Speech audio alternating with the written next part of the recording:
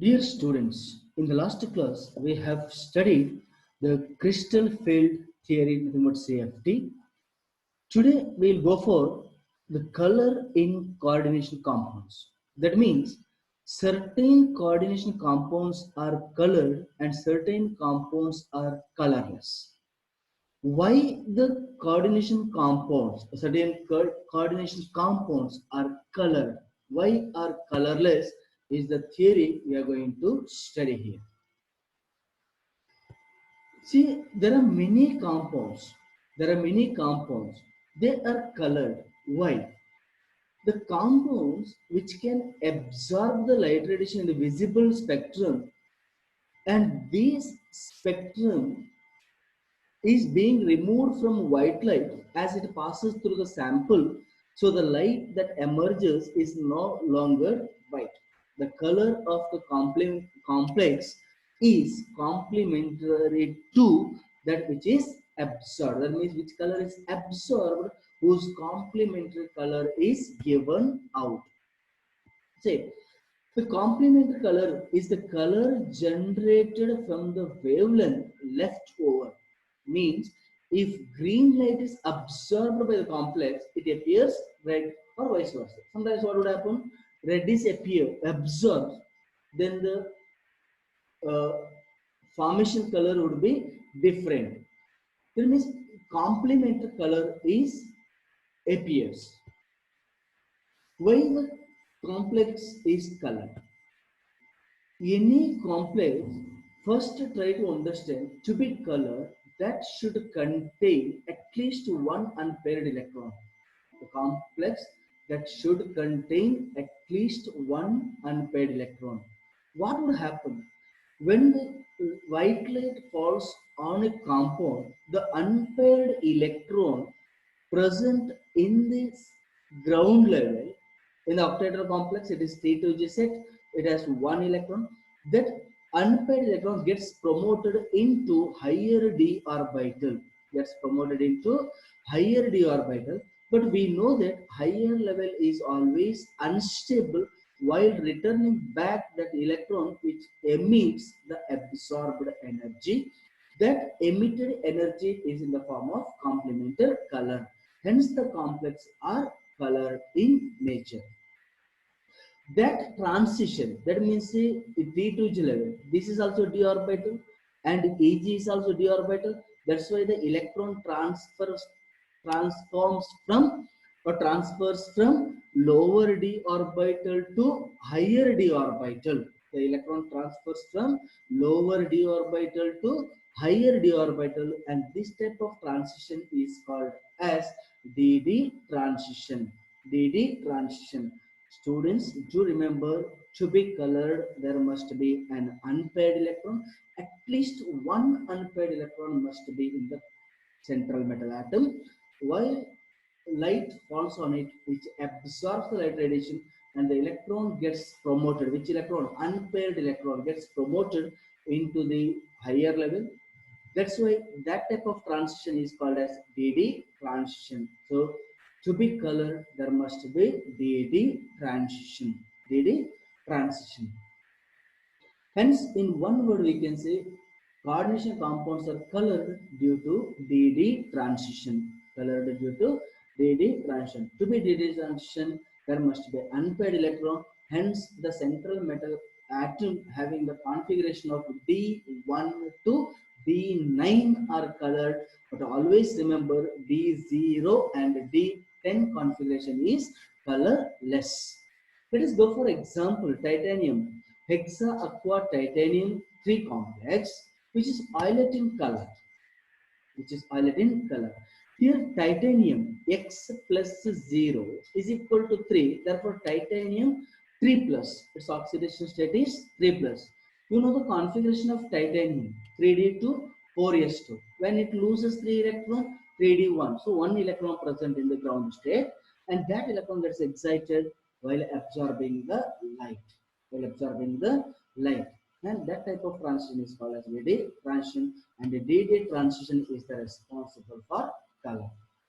If light corresponding to the energy of yellow-green region is absorbed by the complex, it would excite the electron from T2G level to EG level. That is T2G1, the electron present in the T2G level, and EG has no electron, to T2G0 and EG. That's the transition is called DD transition. Consequently, the complex appears in violet color. The crystal field theory attributes the color of the coordination compound to DD transition. That's what I said while explaining.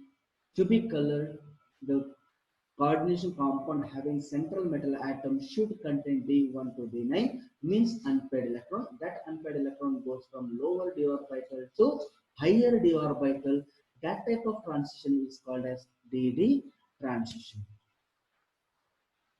One more important point to try to remember here. We know that this DD transition is possible only when the ligands are approaching and then this complex is formed and the light falls on it.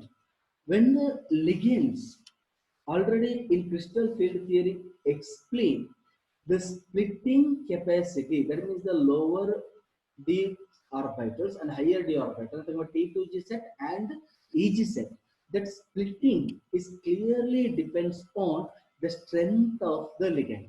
That depends on what? Strength of the ligand. That is why the color of the complex is clearly depends on the type of the ligand. Whether the ligand is weak ligand or strong ligand, though the central metal atom is same.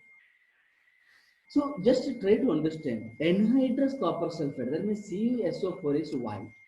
But when water molecules, 5 water molecules surrounded by 8, immediately its color changes to blue in color. That means water molecules makes the copper sulfate as colored. Why?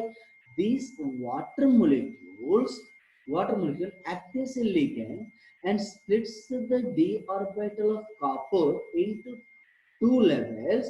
Then the promotion of unpaired electron present in the lower d orbital of copper goes to higher d orbital.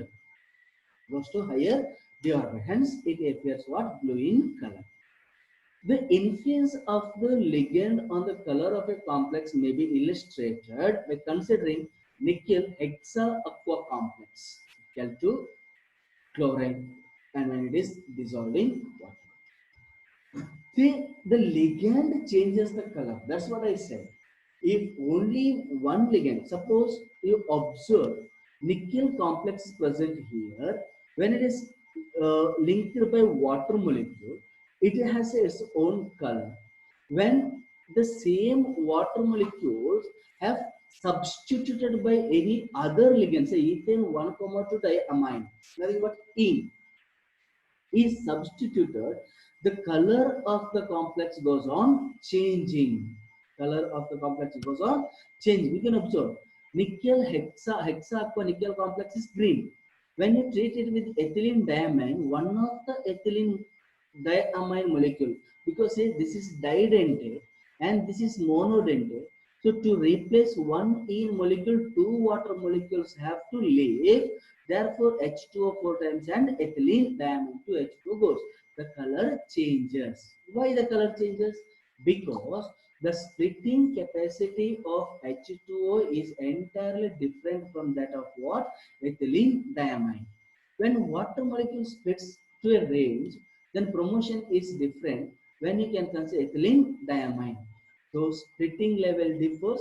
The energy required to promote the electron from lower orbital to higher level is also different. That's why the color of the complex goes on changing. If you replace one more ethylene diamine, the color of pale blue changes to purple. We replace entire water molecule from nickel by ethylene diamine, color changes to violet. You can see green color. Then one of the what two water molecules replaced by one of the ethylene diamine. Then it changes to pale blue, then purple, then violet. The color of the complex goes on changing when you change the ligands.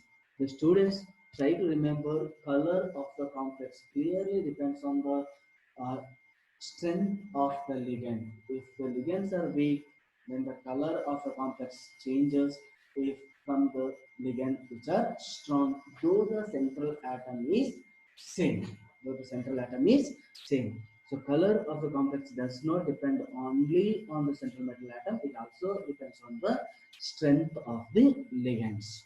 Remember, at the end, conclude that color of the complex is due to DD transition. To be DD transition, there must be unpaired electrons, and D1 to D9 configuration of the central metal atom can only show the color, but not D0 and D10. Now, we can move on to the crystal limitations of crystal field theory. Limitations of crystal field theory. What is the limitation? The crystal field theory successfully in explaining the formation, structure, color, magnetic properties of the coordination compounds to a large extent. However, from the assumptions that the ligands are point charges, it follows that anionic ligands should exert the greatest splitting effect.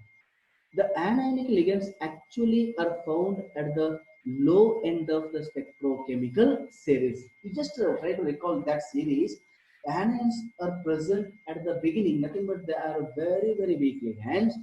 If the theory says they are point charges, then means the effect of point charges should be greater than this anionic ligands must have what very strong field. But practically it is found wrong, and that is one of the important limitations of CFT. Further, it does not take into account the covalent character of bonding between the ligand and the central atom. These are the sum of weakness of CFT, which are explained by ligand field theory and molecular orbital theory, which cannot be explained at this level, and you can study that in the higher level. Then bonding in metal carbonyls. Once we know that there are different types of ligands, there are carbonyls are one of the types of ligand, CO. When the carbonyls are present as ligand with the metal in a complex, then there is a slightly different type of bond exists than valence bond theory. The homoleptic carbonyls, compound containing carbonyl ligands only, are formed by most of the transition metals. So these carbonyls have simple, well-defined structure. Tetracarbonyl nickel 0, it's a tetrahedral. Pentacarbonyl iron 0, it is trigonal bipyramidal. While hexacarbonyl chromium is octahedral. Deca carbonyl dimanganese 0 is made up of two square pyramidal manganese pentacarbonyl units joined by manganese a single sigma bond. Similarly, octacarbonyl dicobalt 0 has cobalt-cobalt bond bridged by two CO groups. Go through the structures. Say, nickel tetracarbonyl tetrahedral structure. This is trigonal bipyramidal octahedral. Manganese, you can see deca 10 carbonyl ligands are present with two manganese. So that is why manganese sigma bond is present. Whereas in this case, there are 8 carbon monoxide or carbonyl ligands are present with the two cobalts. There is a cobalt sigma bond is formed along with what bridging of CO. So this is the structures of the compound and how the exactly bond takes place. So this is the metal carbonyl bonding, how the bond between metal and carbonyl takes place is the study. In metal carbonyl there are two types of bonds exist. One is sigma bond, another one is pi bond. How the sigma bond is formed? To explain the sigma bond, here using in carbon monoxide, how the carbonyls form, that is important. Explanation of this carbonyl is done by the molecular orbital theory. You might have studied in the first basic chemical bonding chapter, molecular orbital theory, the atomic orbital of carbon and atomic orbitals of oxygen completely overlap to give the molecular orbital. After forming molecular orbital of this carbonyl, there are empty orbitals in the carbonyl and pair of electrons also present in the carbonyl. Try to understand. According to molecular orbital theory, empty orbitals present as well as pair of electrons also present in the carbonyl ligand. Similarly, we know that metal has empty d orbital and also paired electrons in it. And also what? Paired electrons. How the sigma bond is formed? As usual, it was explaining you from the beginning. The pair of electrons from ligand is donated to empty orbital. Pair of electrons donated to empty metal orbital gives or result us in sigma bond. And the pair of electrons are donated from metal to empty antibonding orbitals of carbonyl. Empty antibonding orbitals of carbonyl. So that's why sigma bond is also formed and pi bond is also formed. This type of bonding is called as synergic bonding. That's called as what? Synergy. And this type of bond is present in metal carbonyls.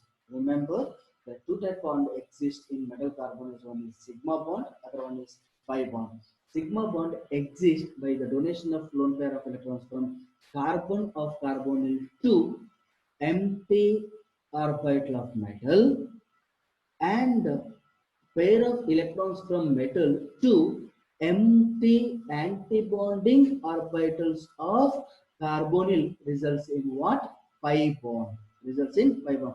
This type of bonding, that means the donation of pair of electrons from metals to empty orbital of carbonyl, called as back bonding.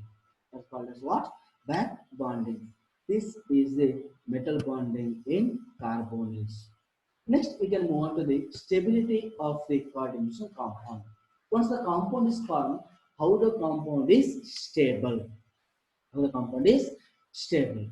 The stability of a complex in solution refers to the degree of association between the two species involved in the state of equilibrium. The magnitude of the equilibrium constant for the association quantitatively expresses the stability. See, thus, if we have a reaction of the type, metal with the 4 ligand gives what? Metal 4Ml4. M with 4 ligand gives Ml4.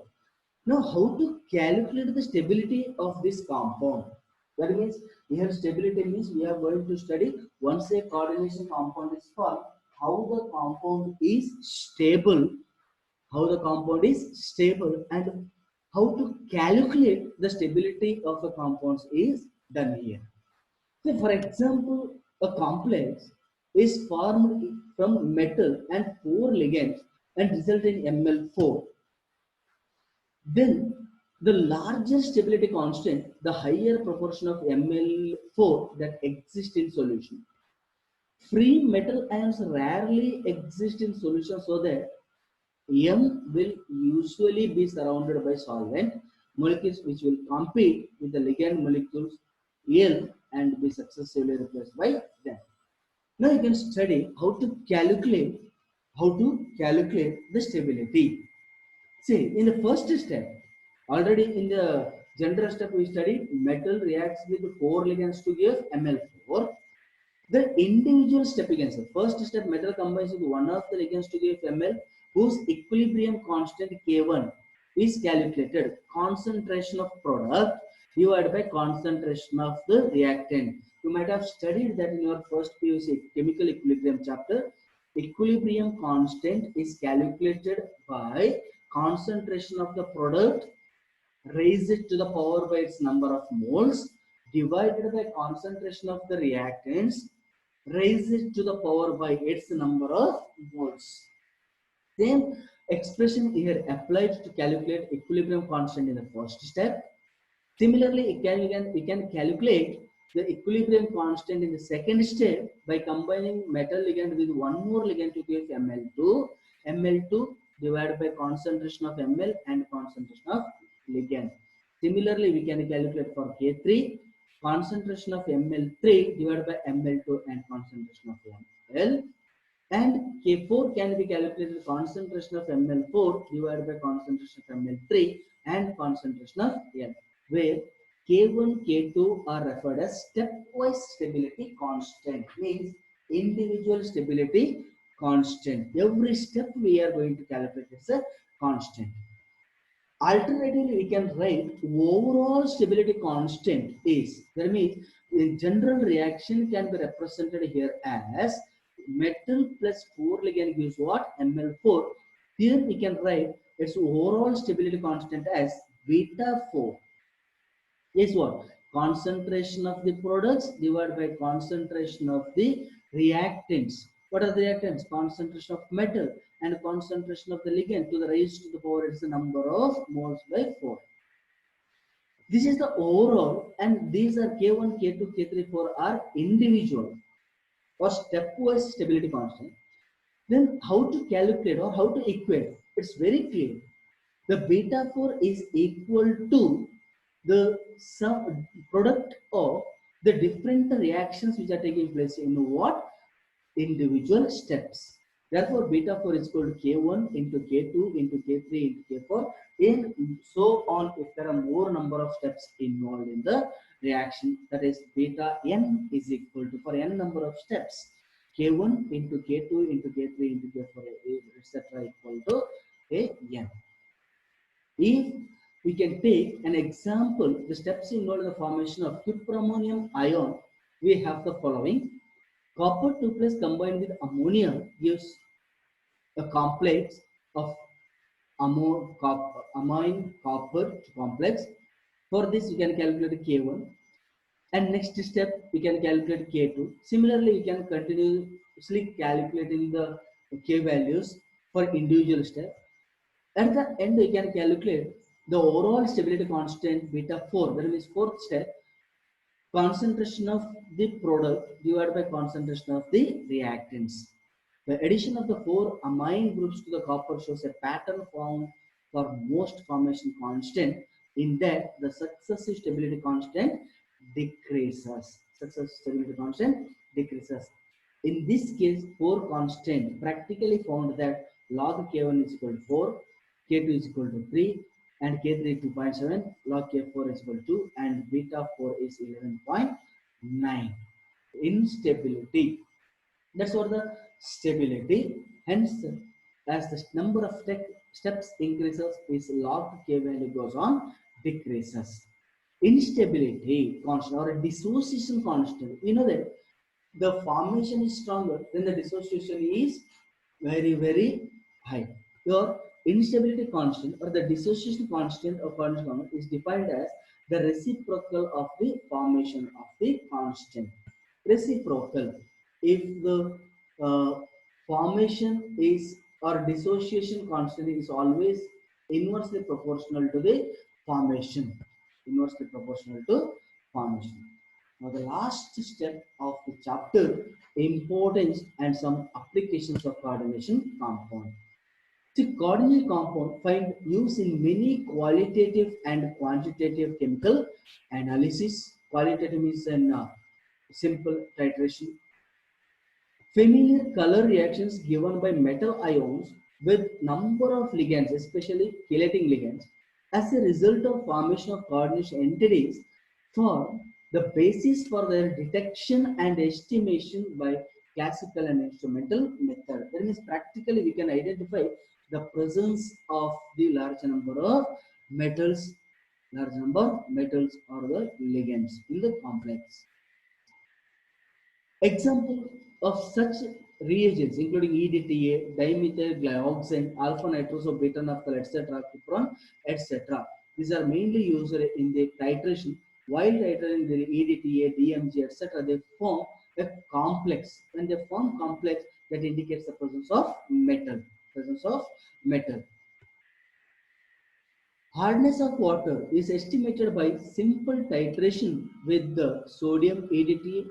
The calcium and magnesium 2 plus ions form stable complexes with EDTA. That means when the hard water is treated with this sodium, immediately this calcium and magnesium of hard water replaced by what? Sodium.